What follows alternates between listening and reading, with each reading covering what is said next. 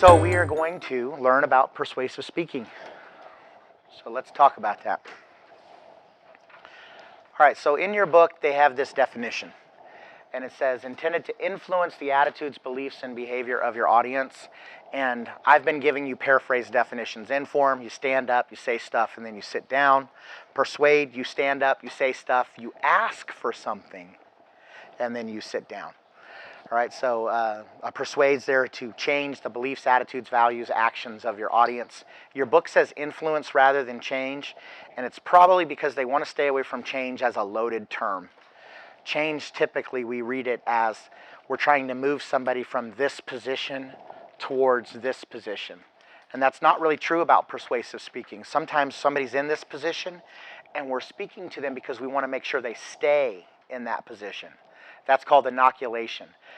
You might have beliefs about gun control, and my speech is your beliefs. I want to make sure you keep those beliefs, or maybe even move you in that direction further and make you feel that even more deeply, right? So it's not always about moving somebody from where they are to where they aren't. Sometimes it's about keeping somebody where they're at. And when they use the word influence, I think that's implied as opposed to change. All right, but it's still to change. Influence is just there. It's not as loaded of a word. All right, so when you're trying to come up with a topic for persuade, we talked about ways to come up with topics for informs. You can do that through like a people speech, a place speech, an object speech. We gave you all those things. You can do that for a persuade as well. When you get down to that issue speech for an inform, I warned you, but don't persuade. Issue speeches are a great selection for persuades. All right, so you can do any of those things that you can do for an inform, for a persuade as well. But issue speech is now just open and great for you. So when you're thinking about a persuade topic now, you're going to put it through a little test. First question you're going to ask yourself is the topic controversial? So you're going to ask yourself, do I believe there are some people that are for this topic and some people that are against this topic? So for instance, I have a picture up here denoting death penalty. Are there some people that are for the death penalty? Right, yeah, absolutely. Are there some people that are against the death penalty? Absolutely. And then there's some people that are undecided in the middle, all right? So it's a highly controversial subject. There's clearly some people who are for, clearly some people who are against. Drunk driving. Are there some people who are against drunk driving? Absolutely. Are there people who are for drunk driving?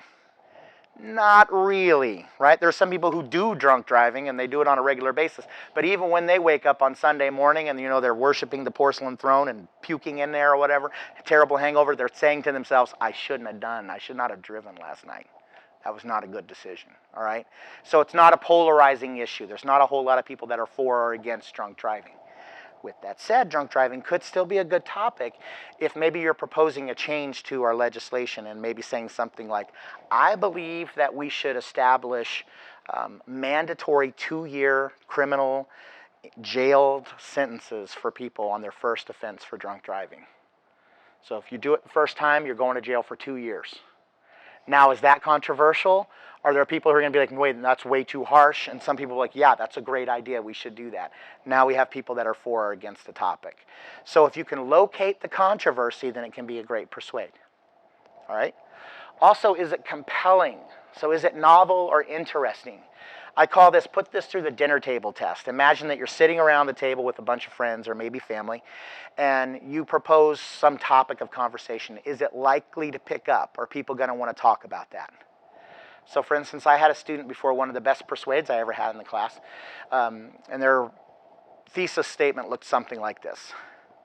I'm here to persuade you to believe that dinosaurs and men walked the earth at the same time.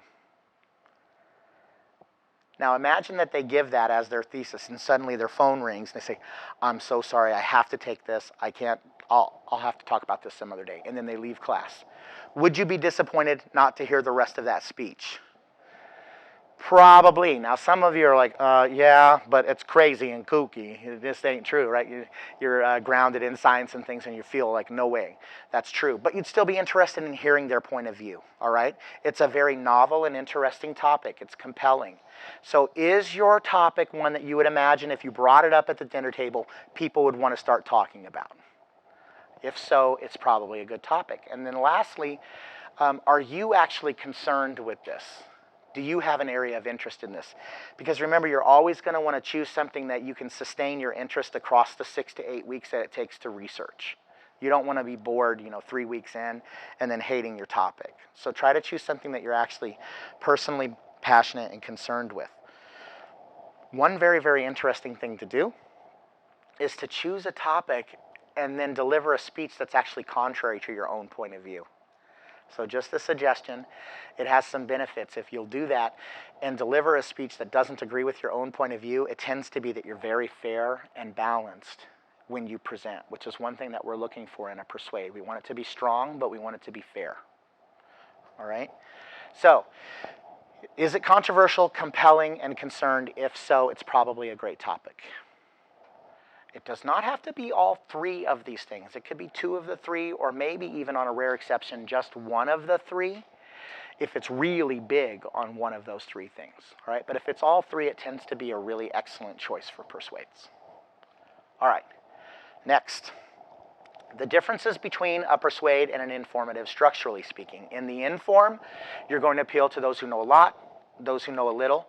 In a persuade, you're going to do those that are for or against, the hostiles and agreeables. So that's the chief difference in the introduction. All right. With that said, as a total aside, I had such a hard time finding that image. It was so hard to find. I put angry man into Google image search, and like 95 out of 100 images were a black man. And so then I put angry white man, and I could only find like 5 or 6 images. It was so hard to find an image of an angry white man, and most of them had the watermarks and stuff across them. And one of the images of an angry white man was literally a white man doing this. I'm like, that's angry? That's all it takes? Right? I just find it interesting sometimes how racism is embedded in certain places. So very, very, very easy to find an image of an angry black man, but not an angry white man. And I try to be a little bit even in my visuals, make sure that I have good representation across ethnicities and stuff. And sometimes Google makes it tough. All right, so anyways, let's move on to the body. The chief difference in the body is that you're going to have 2-sided refutation. All right, so I said before, I think the key thing that makes an inform different than a persuade is that call to action that's going to happen in the conclusion. I believe this is the second most important thing that clearly starts to move us towards persuade, having 2-sided refutation. All right, so here's what you're going to do. You're going to acknowledge the objection that likely exists in your audience, and then you're going to refute that objection. All right, so acknowledge the objection and then refute that objection. So many people believe that if we institute gun control in the state of Idaho, we're going to see a rise in crime. But I want to point out to you that 13 of 14 European nations that instituted gun control actually saw a decline in crime. All right? So what we're doing at that point in time is we're acknowledging, if I have a pro-gun control speech, that there are people that feel, well, that's going to lead to crime, and then I'm going to say, well, here's some evidence that shows that that's not true. Right? And the discussion could go further than that, but that's the initial discussion, where somebody in the audience who objects is going to feel like, well, at least they're being fair and they're acknowledging the way that I feel. And, well, maybe I should consider, why is it that 13 of 14 European nations went down? What's the similarities between Idaho and those European nations? Or maybe I could think a little further and say the dissimilarities would make me think, well, it would operate differently in Idaho for the following reasons. Right? But at least I'm acknowledging the other side, and the other side feels that I'm being fair in my presentation. And even that, where I feel as though you're being fair, makes me much more likely to stay in tune with your speech and believe the things that you're saying. That's why it's so important. And then maybe you have somebody in the middle who's undecided, but they have a healthy level of skepticism. So as you're sharing, if you say, maybe in their mind they're thinking, yeah, but won't that lead to more crime? If you say, now some of you believe this will lead to more crime, now what you're doing is you're overcoming that objection, making it much, much more likely they're going to believe you.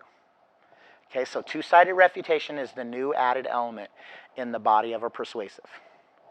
Now we're moving on to the conclusion, which we already talked about, call to action. That call to action needs to be specific, not just, I want you to think about this.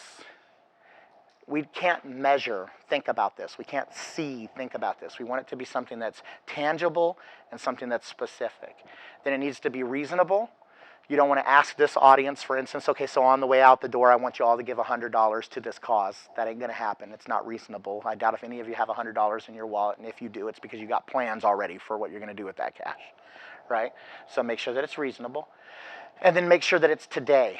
If you can't get them to do the small thing here, you'll never get them to do the big thing there. All right, so having pamphlets, petitions, coupons for the thing that you want them to purchase. You know, I told you about the Coke and Pepsi one where they had Cokes and Pepsis in the back of the room and you took whichever one you wanted, and that was the way of taking a poll at the end of the speech, that kind of stuff. All right, so make sure that you can be creative in these call to actions. Just make sure that it's specific, that it's reasonable, and it's today. Those are the chief differences between an inform and a persuade. Everything that I've taught you about inform still cross-applies to persuade. So we're still going to be worried about how we're organizing our main points. Is it bispatial? Is it problem, cause, solution? Is it problem, solution, benefits? We're going to be worried about how we're supporting our speech in the subpoints. Transitioning, movement, gestures, eye contact.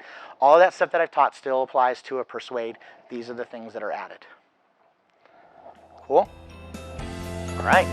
That's it.